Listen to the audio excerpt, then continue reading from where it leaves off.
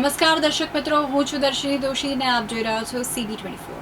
થરાદમાં આયોજિત મહિલા સંવાદ અને દૂધ દિન કાર્યક્રમમાં મુખ્યમંત્રી ભૂપેન્દ્રભાઈ પટેલ વિપક્ષ પર આકરા પ્રહાર કરતા જણાવ્યું કે ભાજપ હંમેશા જનતા સાથે રહે છે।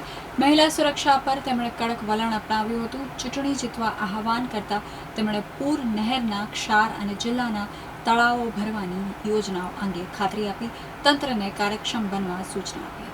બનાસકાંઠા જિલ્લાના થરાદ ખાતે મુખ્યમંત્રી ભૂપેન્દ્રભાઈ પટેલ દ્વારા મહિલા જાગૃતિ કાર્યક્રમ અને દૂધ દિનની ઉજવણી કરવામાં આવી હતી। આ કાર્યક્રમમાં મુખ્યમંત્રીએ મહિલાઓ સાથે સીધો સંવાદ સાધ્યો હતો અને સ્થાનિક વિકાસના કામોની સમીક્ષા કરી હતી। સભાને સંબોધતા મુખ્યમંત્રીએ વિપક્ષ પર આકરા પ્રહાર કરતા જણાવ્યું હતું કે ભારતીય જનતા પાર્ટી હંમેશા જનતાની વચ્ચે રહે છે, પછી ચૂંટણી હોય કે ન હોય, જ્યારે વિપક્ષના ઉમેદવારો ફક્ત ચૂંટણી ટાણે જ દેખાય છે। આ કાર્યક્રમમાં મુખ્યમંત્રી એક અલગ જ અંદાજમાં જોવા મળ્યા હતા। તેમણે મહિલાઓની સુરક્ષા અને સન્માનના મુદ્દે કડક શબ્દોમાં કહ્યું કે બહેનો સામે કોઈ પડે તો તેનો ખાત્મો થઈ જાય છે અને બહેનોની તાકાત હોય છે। બહેનો સામે જે પડ્યું સમજો કે એનો ખાત્મો, બોલો જોરથી, ખાત્મો થઈ જ છૂટકો। બહેનોની સામે ના પડાય। આ વિપક્ષને સમજણ નથી। વિપક્ષ અત્યારે સામે પડ્યો છે બહેનોની, પણ હવે બહેનો જુઓ એમની તાકાત બતાડે। વિપક્ષ પર નિશાન સાધતા તેમણે કહ્યું કે જે લોકો બહેનો સામે પડ્યા છે તેમનો જનતાએ જ સફાયો કર્યો છે। 33% અનામતના મુદ્દે પણ મુખ્યમંત્રીએ વિપક્ષની મનસા પર સવાલ ઉઠાવ્યા હતા। તેમણે ભ્રષ્ટાચારના મુદ્દે પણ આકરા પાણીએ જોવા મળતા અને ભેટ પૂજા વગર કાંઈ કામ ન થાય તેવા અંદાજમાં કટાક્ષ કરતા વહીવટી તંત્રને સુધરી જવાની ચેતવણી આપી હતી।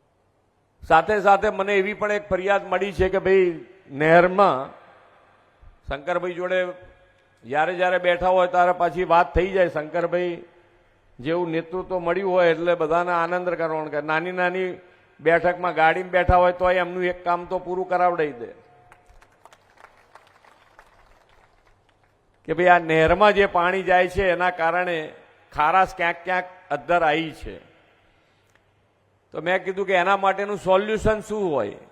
તો કે ભાઈ નહેરની અંદર ક્યાંક પ્લાસ્ટિક કે કોઈ બીજી વ્યવસ્થા ઊભી થાય તો ટેકનોલોજીનો ઉપયોગ થતો હોય તો એ કરીએ, કાં તો પ્લાસ્ટિક નાખીએ, પણ ગમે તે કરીને એની પણ વ્યવસ્થા જો થતી હોય તો આપણે આગળ પાછા મળીશું ત્યારે એની અંદર પણ કંઈક વ્યવસ્થા કરીશું કે જે તમારી જમીનની અંદર ક્ષાર ઉપર ના આવે, એની પણ વ્યવસ્થા કરીશું।